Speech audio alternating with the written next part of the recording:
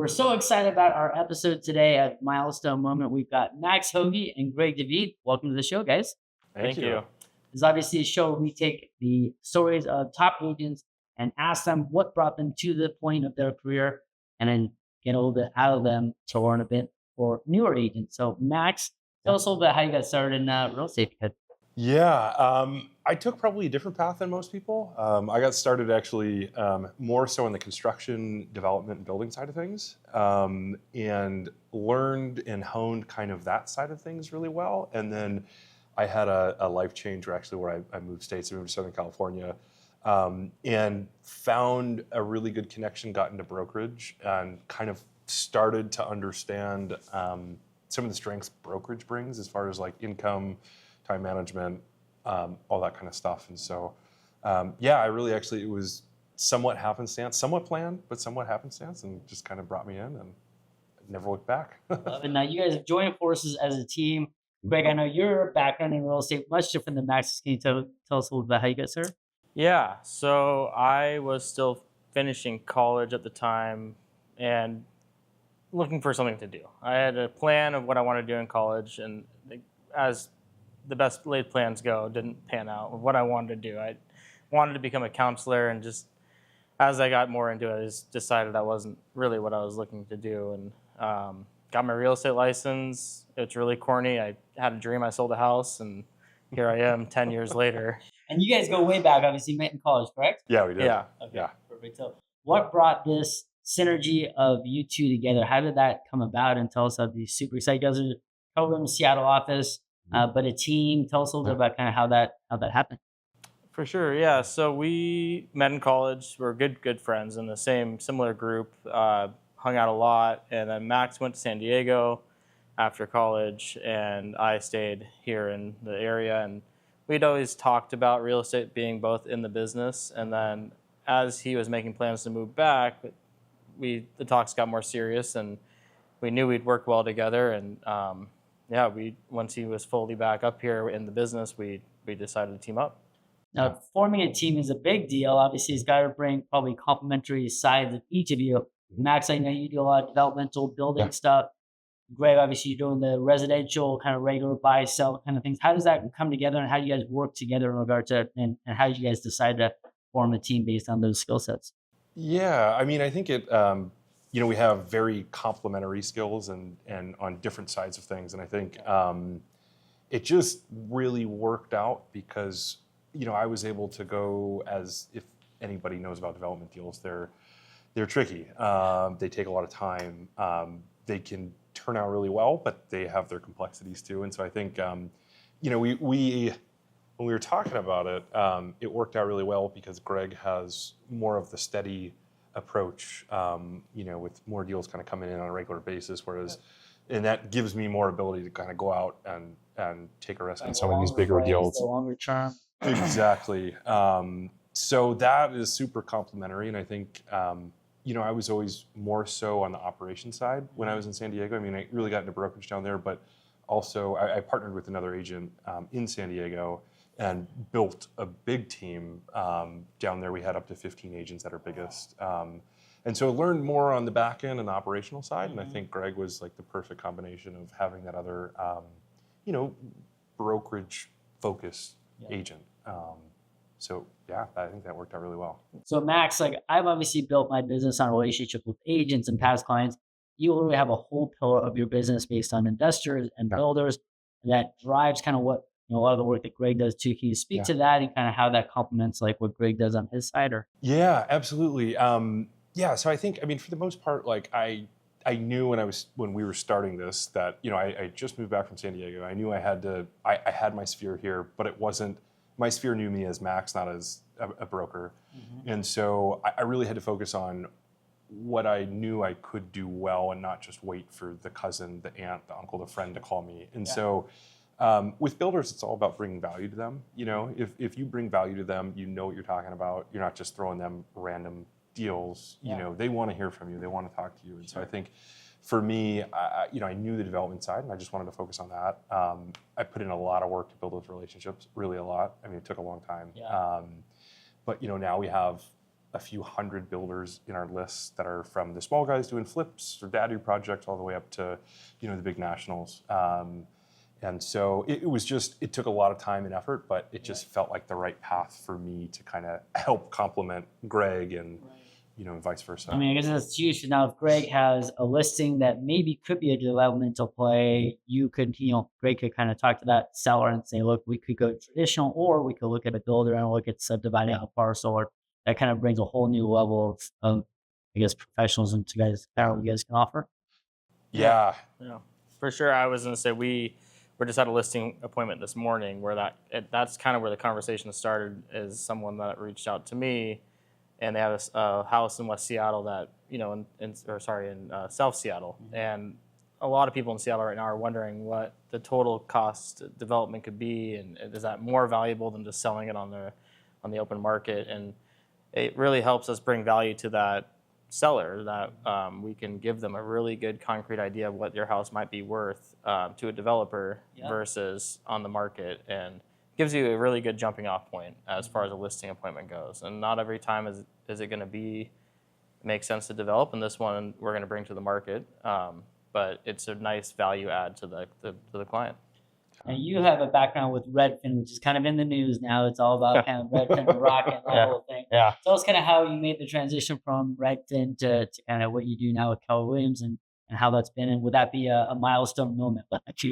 For sure, yeah, definitely a milestone moment. So at Redfin, I started outside of Redfin for a couple of years, and then I joined Redfin at a milestone moment when my first daughter was born, and I needed more consistency. I had some success as an early broker, and there was 4 months where I didn't have a paycheck, and when you have a kid, that's not ideal.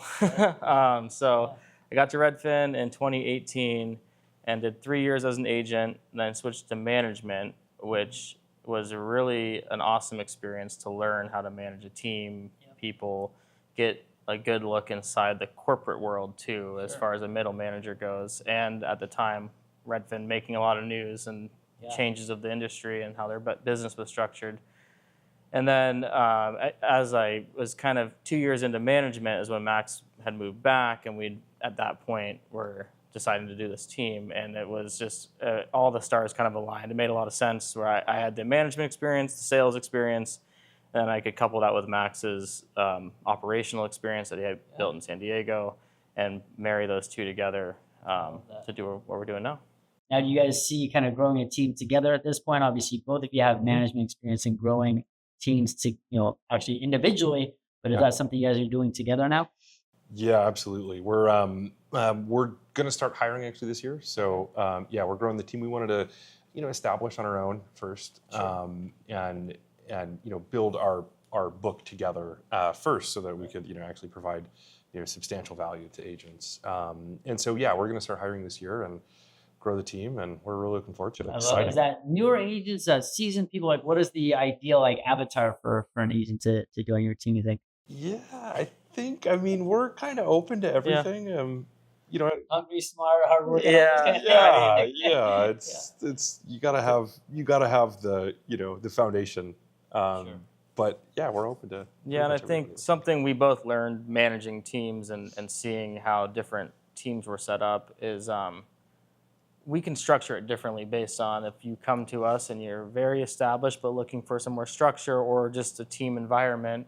That contract and agreement with that agent might be different than the agent that's newly licensed that needs tons of support. Adding value, more support, less money up front while they're learning, because they're almost like an intern at that point until they get to a point where they can add some value to what you guys do. When there's something we talked about is just being flexible in that. So some teams in real estate are very rigid about how they are organized, and we learn from our experience of we want to be able to attract the really big agents that are doing a lot of deals but want some extra camaraderie even, because it can be a lonely business if you're by yourself and that. And then there's a lot of agents that are doing okay and they're 3 years in, but they just can't get to that next level. And those are agents that I think if we had to highlight one that we'd look for is the hard worker that has had some success but hasn't gotten to the next levels, that we can help coach them and give them the tools to get to those next levels. Yeah. And what would you tell a newer agent? Like, what's something you guys, like, looking back on your career, say,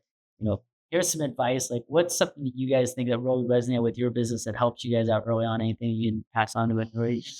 I think ultimately it just comes down to grit, and you really got to, in the beginning especially, you just have to get there. You have to tough it out.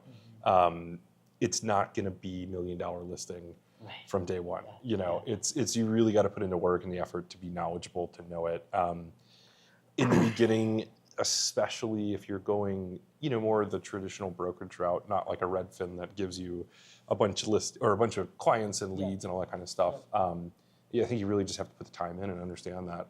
Find a niche like you found, obviously your niche, and obviously Greg builds his thing. So kind of having enough experience and at bats to kind of learn what you're good at, and then find out where that. Absolutely, and I think to the brokers too that are, you know, newly licensed or just kind of starting out. I mean, I think it's you know, it's important to see it through, and it's not a business that you're gonna. Very rarely are you going to become successful in 6 months or 12 months. I mean, it takes time. But the other side of the hill is great. You just have to get there. So, absolutely. Anything, Greg, on New Region? For sure. I think it's about showing up and putting the work in. I think a lot of people, you hear people say, "Oh, I want to get my real estate license. It's a nice check you get," right? And it's like, yeah, it is. But there's a lot of work behind the scenes that goes into it. You never know when that opportunity shows up too. So I had a showing recently with a friend, a referral, and they brought a friend to the showing, and I had done my homework. I knew the comps for that listing. I had rental income because there was an Airbnb property, and I also, you know, did some digging as far as what they could do to improve the property to get the rents higher. And the friend that was at the showing was very impressed that I was thorough. And you know, to me, it was just the basics of what you should do to prepare for a showing. But I think there's so many agents out there that they just show up. And I saw it at Redfin a lot, and I saw it when I managed agents, newer ones that like they show up for the showing, but they don't really know the neighborhood. They don't know the comps. And I think you can separate yourself by showing knowledge, and knowing a market very well can really separate you from someone that, you know, is showing up for the showing. Yeah. You know, Russell Wilson used to have a quote that I love. The separation is in the preparation. It's so true. Yep. I got it in my office. I think that's, you know, speaks a lot to kind of what you guys do for sure. That's awesome. Yeah. Now tell me about what you guys are excited about for this year, 2025. Any change that you guys are going through within the team, or stuff that market wise you're excited about, or things that you're cautious about? Anything that you do? What's up? Yeah. I don't want to touch too much on macroeconomics, but a little hesitant about headlines these days, just affecting the markets. But I think all in all, our local market, I'm really excited for all the zoning changes that are coming out in Washington. Daddies, the ADUs, and all that kind of stuff. Yeah, House Bill 1110, House Bill 1337 are going to totally change the landscape. In Seattle, and then really in all of Western Washington. So I'm really excited about that. That's all kind of coming out at the end of June this year. Some municipalities and jurisdictions have already indoctrinated a lot of that into law now. So we're starting to see the beginning phases on the development side of what's possible with these new changes. And I think there's going to be a lot of opportunity both for builders, but then of course for homeowners too.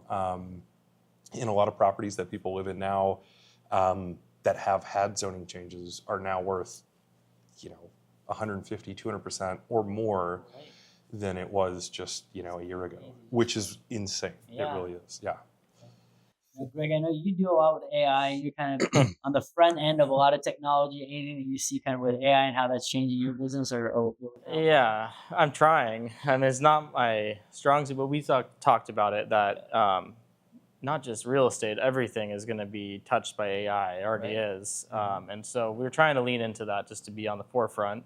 So we're focused a lot on lead generation with AI and how that can support and help nurture online leads and leads traditionally that might be considered colder, you know, and take a lot of work. And we're going to try to put that into the AI's bucket that is work off our plate, that then when that time it gets to us, it'll be warmer. So we built a chat bot.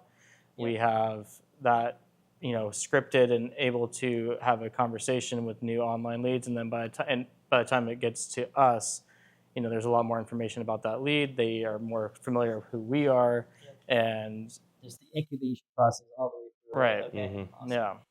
Now, I know you focus on, we're both in this local community in Snoqualmie Ridge. I think you're probably all over the east side, leaning into community. Is that kind of a big part of your business, or how do you see that developing kind of from what you've done before and then changing this year? Yeah. And so as an agent, I was licensed in 2016, and at the time I lived in Juanita,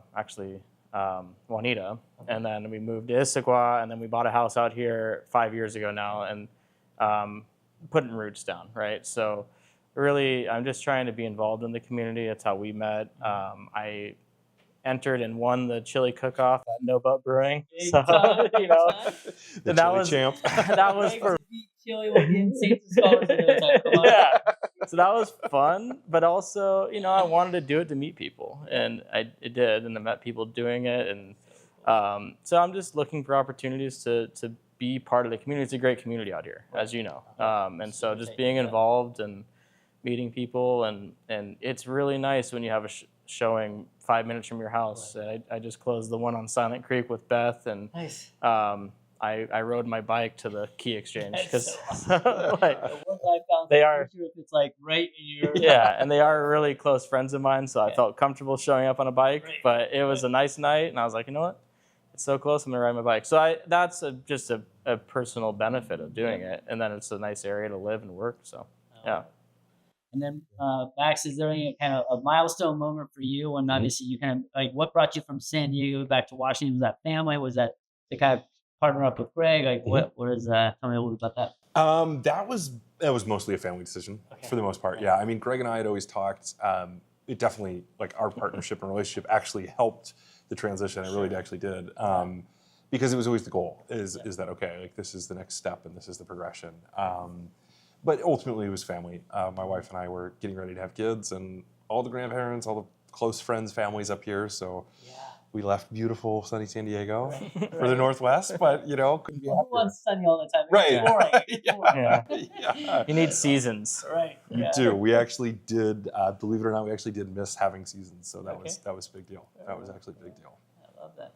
Well, guys, you've been a fantastic addition to this show. Thank you for coming out. Any parting words, anything you guys want to leave us with today, or?